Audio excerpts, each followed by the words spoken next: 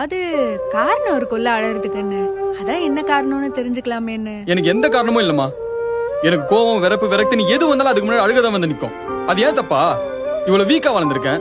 இவ்வளவு வீக்கா வளர்த்த என் அம்மா அப்பா தப்பு. அப்படிலாம் சொல்லாதப்பா. எல்லாருக்கும் அழுகிறதெல்லாம் அவ்வளவு சீக்கிரம் வந்துடாது. மனசு சுத்தமா இருந்தாதான் கண்ணீர் கூட வரும், தெரியுமா?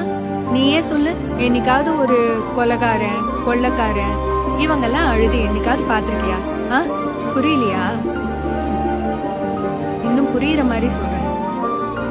குழந்தை பெத்துக்கிறது எவ்வளவு வலி தரக்கூடிய விஷயம்னு உங்க எல்லாருக்குமே தெரியும்.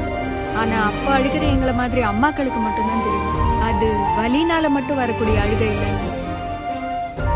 இந்த உலகத்துக்கு ஒரு உயிரை கொண்டு வரும், அதை நல்லபடியா கொண்டு வந்து சேர்க்கணும் அப்படின்ற ஒரு பயத்திலே வர அழுகதான்.